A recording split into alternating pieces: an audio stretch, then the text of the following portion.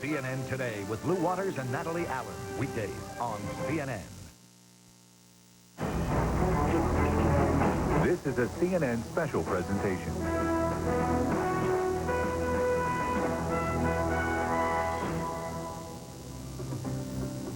NATO aircraft strike more targets around Belgrade. Ethnic Albanian refugees continue to stream out of Kosovo. And NATO uses its air power to help fight a different sort of battle.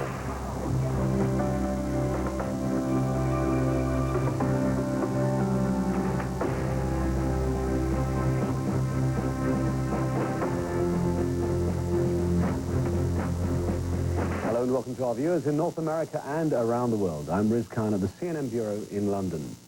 The international community is mounting a massive effort to cope with the tide of refugees leaving Kosovo province. More than 300,000 ethnic Albanians have now crossed into neighboring countries, many of them weak from cold and hunger. Western nations are using planes and helicopters to accelerate the supply of aid to the refugees in Albania and the former Yugoslav Republic of Macedonia. According to aid agencies, there are about 115,000 displaced Kosovars in Macedonia, including 50,000 stranded in muddy fields at the border. And Albania has received around 200,000 refugees across its mountainous border with Yugoslavia. But the United States and 6 other countries are offering temporary homes for these refugees. NATO sources say that up to 100,000 people may be offered shelter beyond the Balkans. In other developments, NATO focused its latest attacks on more targets around Belgrade, but poor weather hampered operations again. And the United States says that it's deploying Apache helicopter gunships to join Operation Allied Force. We'll begin our coverage in Kukës, a town on the Albanian mountains, virtually unknown to the outside world until last week. Since then, it's seen tens of thousands of refugees arrive from Kosovo. And CNN's Christian Amanpour is joining us from Kukës now. Christian. Riz, night has fallen and thousands of deportees from Kosovo are spending a night out in the cold and in the pitch black. And behind me, the lucky ones will get some shelter inside the mosque. But today, for the first time, we saw NATO countries deploy helicopters and troops to try to cope with what's quickly becoming a humanitarian crisis. French army helicopters brought military rations, and the deportees surrounding the area helped them unload and put them onto trucks. But the French say they still need gasoline, or rather fuel, so that they can fill the choppers and make regular shuttles. There are more transport planes coming into the capital, Tirana, tomorrow. In the meantime, the Italian government has deployed its emergency unit to put up a tent city near the border, and this is vitally necessary. What these refugees, really deportees, need is shelter, as well as food and medicine and sanitation and all sorts of things. We've also seen U.S. forces preparing a landing zone at an airstrip near here. We do not know why. They would not tell us. The refugees who have been coming here to Kukës have been basically hanging out in the cold. These pictures that we took earlier today, you can see that some of these people are trying to get some rest. One woman is lying her head on a concrete block. There are kids out here. Many of them have got respiratory diseases or illnesses, the doctors here say, because they've been out in the cold for so long, and they're beginning to catch colds and they've got fevers.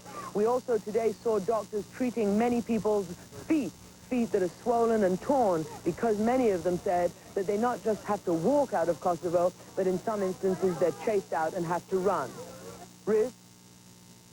Christian, what information are these people getting from the humanitarian aid agencies and so on about what their futures might hold, what their prospects might be?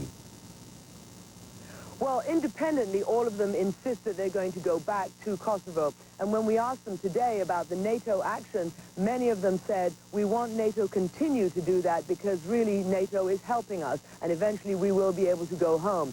But other than that, it's been fairly chaotic in terms of a humanitarian relief effort. Up until today, it was just the Albanian police, the Albanian government, the Albanian army deploying its resources to try to take these people away from the border and do what they could for them. But it's really hand to mouth, and it's very, very stretched thin. And many of them have spent many evenings outside in the cold. And hopefully now, with the NATO military intervening here in a humanitarian capacity, things will get a little better for them. All right, Christian, we'll stay in touch with you. CNN's Christian Amanpour in Kukës in Albania, and we expect to hear from CNN's Matthew Chance on the refugee situation in Macedonia later in the program. Well, cargo planes have begun arriving in the Albanian capital, Tirana, with emergency supplies for the refugees. CNN's Kate Snow's there. She filed this report. From the United States, 2 MH-53s and 1 MH-60 Blackhawk in from their base in Italy. U.S. troops from Ramstein Air Base in Germany. From Saudi Arabia, 56 tons of emergency relief kits, food, and tents, all bound for refugees in Kukas in northern Albania near the border with Kosovo. NATO sent 7 C-130s packed with supplies. Germany sent tents, and the list goes on. Even though it's not an official NATO operation yet, more than 10 countries have already answered Albania's plea for help.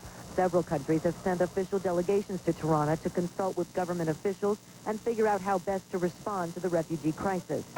French helicopters began flying supplies to the border region on Sunday morning. The French decided there is a few days ago to help the population because it's a very important and very large disaster for the population.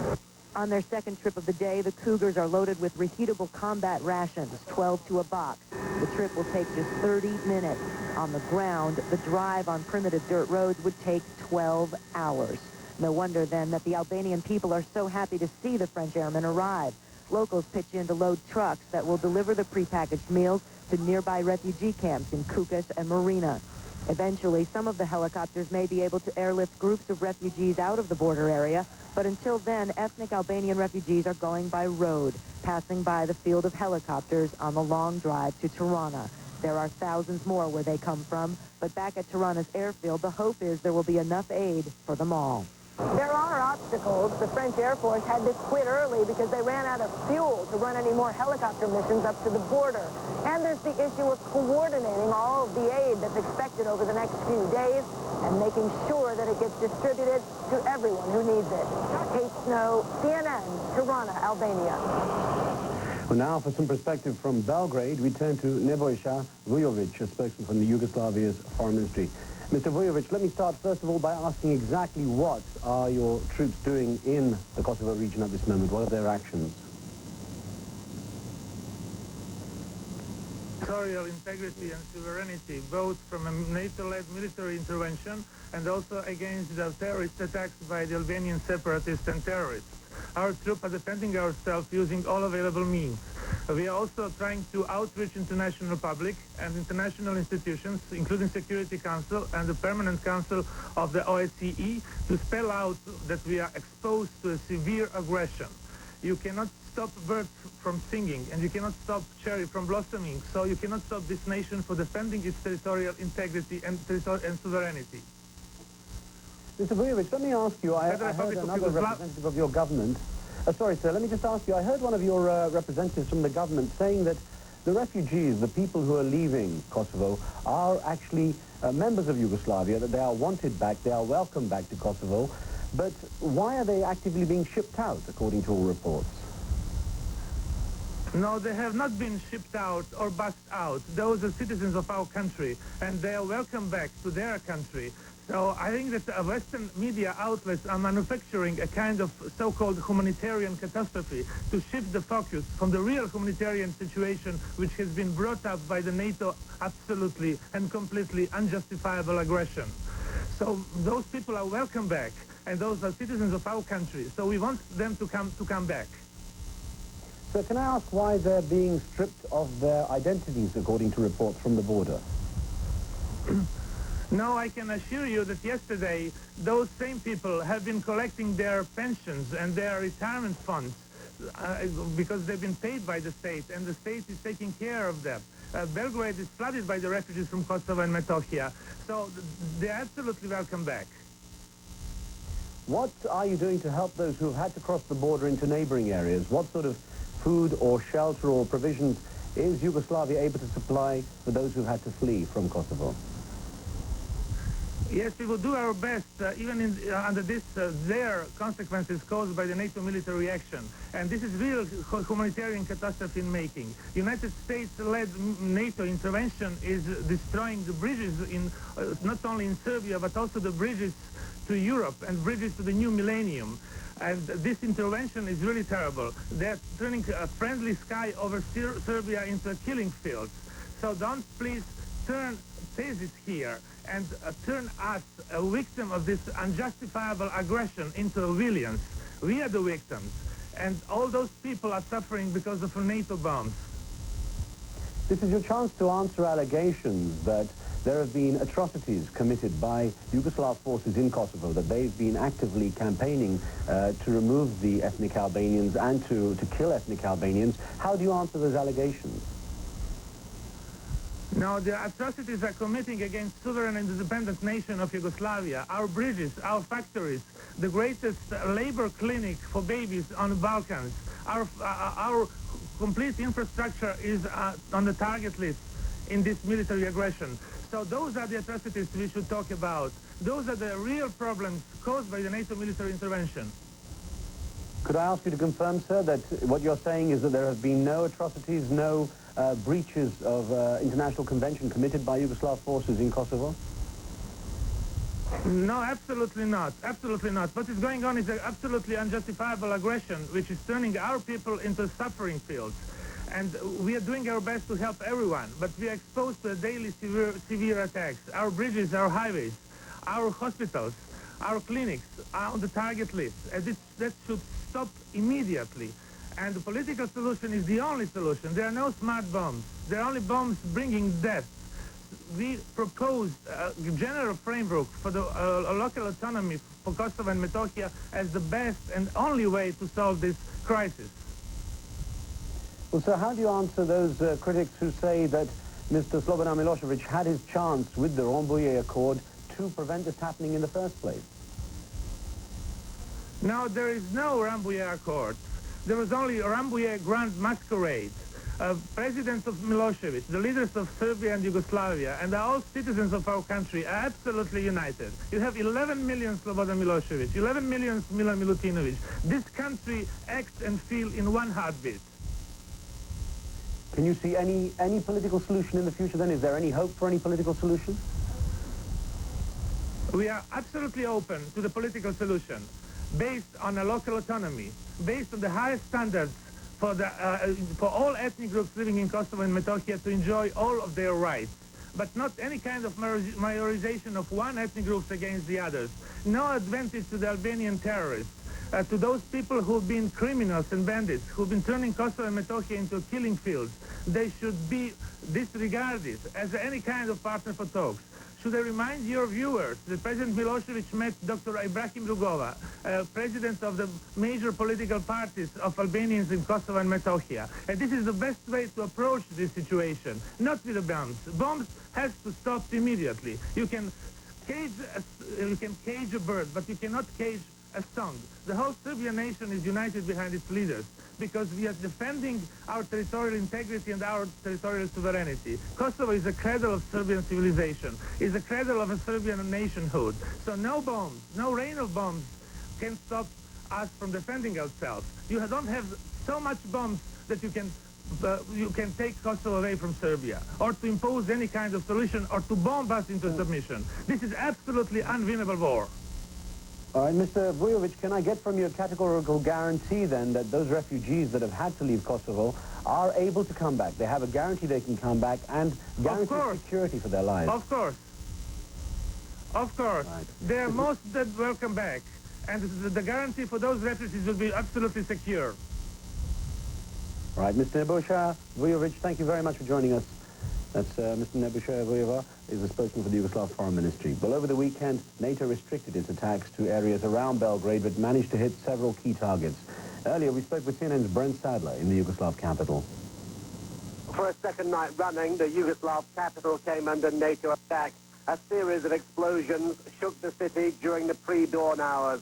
By far the largest strike sent a huge fireball into the sky over a thermal heating plant in New Belgrade, a modern industrial and residential area across the River Sava from the center of the Yugoslav capital. Serbian television reported a guard was killed and 3 others injured in huge missile blasts. The plant provides heating for around 1 million people in New Belgrade and its suburbs. Plant officials say they're thankful Belgrade's weather is relatively warm for now. Smoke was still rising from the ruins of many of the 9 fuel reservoirs which feed the plant. NATO said it was following through on a threat to target Yugoslav infrastructure in a bid to hamper the military. According to the state-run Tanjug news agency, NATO also hit a police academy in the city, as well as an oil refinery installation at Pančevo, northeast of Belgrade, killing, it's claimed here, 2 employees. Several hours earlier, NATO again demonstrated its readiness to destroy transport and communications infrastructure, targeting a second crossing over the river Danube at Novi Sad, Yugoslavia's second largest city. The media here claimed people were using the city's Freedom Bridge when it was attacked, causing injuries. Meanwhile, the pattern of NATO's relentless strikes illustrates that in the process of going after what it says are military targets, civilian life will increasingly suffer too. Well, NATO says that poor weather over the Balkans has limited the effectiveness of its airstrikes so far. According to NATO military spokesman David Wilby, weather patterns have dictated much of the military strategy, but he says clouds are expected to clear over much of the country. I believe our air campaign, now in its 12th day, has done an awful lot to degrade and to erode at the power base that is operating out of Belgrade. The weather has been against us. It's just started to turn, and we look forward to 2 days of good weather where we should be able to really up the number of sorties against those people on the ground and to continue to affect the campaign against the infrastructure targets, the logistics supplies, and all those command and control facilities that look after those units. I think that we will be in a very solid position then to be able to think about having put this campaign where it needs to be. Well, clear weather would allow NATO strategists to shift their focus from high-altitude bombing runs to low-flying tactical raids. The Pentagon says it will contribute about 24 Apache attack helicopters to that effort, along with ground-based anti-personnel missiles. The helicopters and missiles would be used against Yugoslav troop concentrations and tanks in Kosovo. But U.S. officials say the strategy can keep NATO ground forces out of the conflict. We believe that if we have the will to stay the course with a punishing air campaign, that we can either compel Mr. Milosevic to agree to allow the refugees back with autonomy and with security, or at the very least, we can loosen his grip on Kosovo and his ability to impose his will on that region.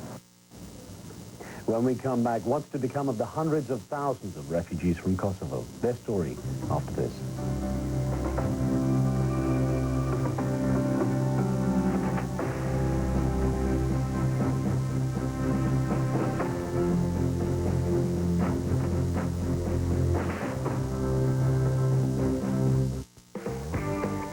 It's another beautiful day. I'm walking on sun. One of those days you never want to lose to seasonal allergies. And don't it feel good? Talk to your doctor about Claritin. Just one Claritin tablet daily brings you 24 hours of non-drowsy relief from seasonal allergy symptoms. Claritin has a low occurrence of side effects such as headache, drowsiness, fatigue, and dry mouth. I'm walking on sunshine. Don't lose a single day. Take clear control. Take Claritin.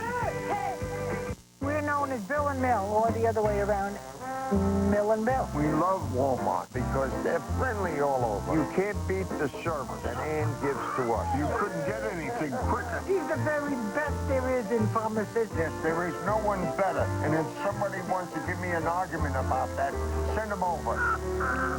You feel you trust her. Don't forget, the medicine that she gives to us has to keep us going. Life is a wonderful thing if you have your health.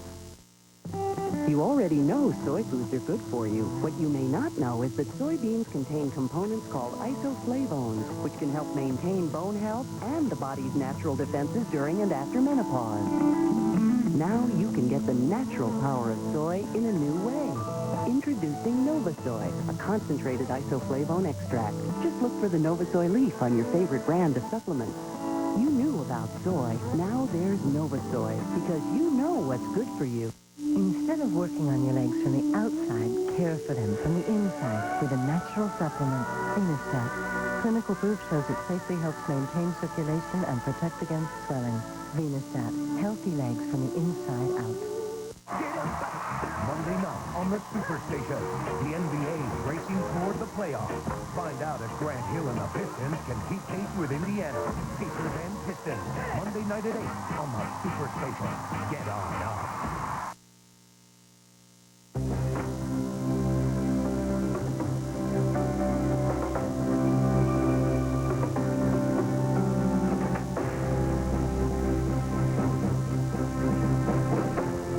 Several countries, aid agencies and NATO are scrambling to help the hundreds of thousands of people forced from their homes in Kosovo. CNN's Mike Becher reports from a sprawling refugee camp that has sprung up virtually overnight along the border between Yugoslavia and the former Yugoslav Republic of Macedonia. Along the trail of refugees that stretches from Kosovo to Macedonia, this is known as the mud place, the bottleneck in the road to safety at the Yugoslav-Macedonia frontier. Thousands of refugees exist in a filthy muck while they wait for word about their next destination. And according to one U.S. official, tens of thousands more are expected to pass this way. We don't know who else is yet to come from Kosovo. But you can mark down this refugee family as already here. Recep, a Kosovar Albanian, asked us not to use his last name, but he, his wife, and 2 sons, along with his cousin's family, safely crossed into Macedonia today after 6 days of waiting. They made soup from roots and weeds, slept in their car, and rationed water. Recep told the same story that he himself had heard many times before. As an employee of the United Nations High Commission for Refugees in Pristina, the provincial capital of Kosovo. Now I'm a refugee also. So now An irony not lost on Recep, but a predicament he successfully kept from his 2 young sons. we were trying to live and, to tell story that we are going for holiday, So when they saw a truck in a line, they said, "Oh, Father, look, refugees," and they don't know that they are refugees also, We are refugees also, but we didn't tell them, Like we are going to holiday and have a good time, and So they're taking a trip right now? Yeah. In a good place where is a lot of food. Now, safely inside a Macedonian taxi, Recep explained why he and his family abandoned their car 2 days ago and walked the final miles to safety. The mood of Serbian police turned dark, he said, when they learned of missile attacks in downtown Belgrade. Well, after the border, especially yesterday, they were pushing us inside of the car. And if they meet somebody outside, who is nearby, the policeman, he said, "Come to me, what you are doing here?" and start to beat him. Next stop is now Skopje, Macedonia, where a father will try to fulfill his son's only wish. A slice of pizza and a bowl of ice cream. Recep and his family said goodbye and rushed to a friend's house. After a brutal 6-day journey, he has no time to rest. Recep has a job to do, helping refugees. Mike Becher, CNN, Skopje, Macedonia. Okay. For more on the refugee situation now, we go to Skopje, Macedonia, where CNN's Matthew Chance has been watching developments. Matthew. Hello, Riz. I can tell you it's another very cold night in Macedonia this evening, and another night out in the cold for the tens of thousands of refugees up on the border with Yugoslavia and Macedonia. The United Nations says there are now 65,000 people who've crossed from Kosovo as refugees. It says there may be another 50,000 just across the border waiting to come across. There is an aid effort underway to try and provide these people with some kind of shelter, with some kind of basic foodstuffs. But really the sheer numbers now that have gathered on this side of the border in Macedonia means that aid effort has been more or less overwhelmed. Now, it had been hoped that some of these refugees could have been taken to new refugee camps that have been set up with the help of the UNHCR here, the Refugee Agency of the United Nations, and NATO troops based in Macedonia.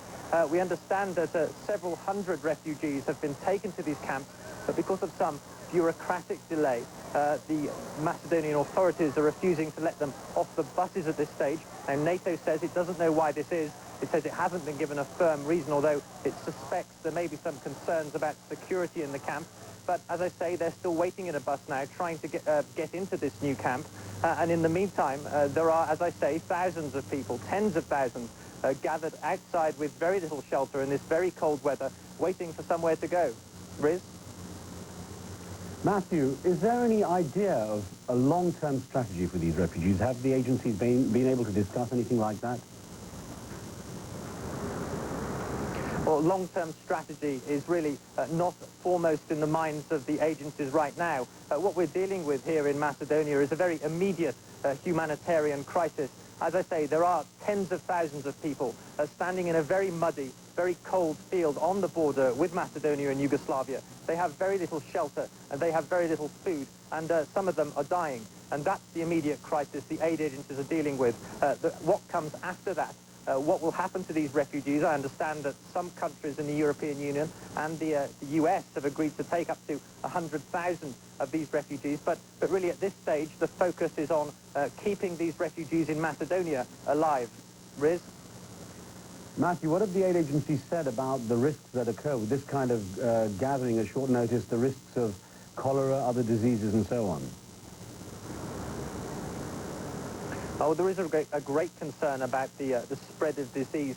Cholera isn't being seen as an immediate threat. The weather conditions are very cold here right now. It isn't the kind of environment that breeds the cholera germ. What they are concerned about is the number of people who are suffering from exposure to the elements. They're having a very poor diet, they're not getting much food, and as I say, they're standing out in the cold, some of them for several days. And what we have been seeing is the very old people in amongst the refugee population and the very young babies have been coming down with very severe illnesses directly linked to exposure to the elements. Some of them have died as a result. But as time goes on, many more people will succumb to the effects of exposure. Riz? All right, Matthew, thanks very much, Matthew. Chance joining us from Skopje, Macedonia. Our coverage of the NATO strikes against Yugoslavia will continue in just a moment. We're expecting to bring you live coverage of a Pentagon briefing within the next few minutes, too. Stay with us.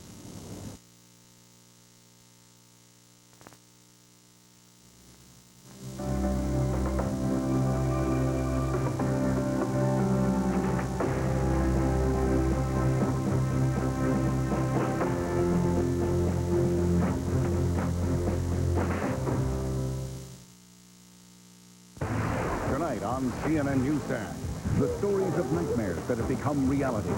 CNN's Christian Amanpour goes behind the images and struggles of Kosovo refugees.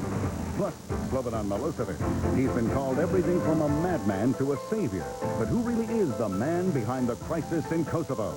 And a stand-up comic for God, an unorthodox Christian who's making religion hip to many Americans. CNN in Time, tonight 10, 9 Central on CNN. Tuesday on People Profiles, Jim Henson was the visionary who revolutionized children's television. Now step inside his wild and wonderful world. Tuesday on CNN.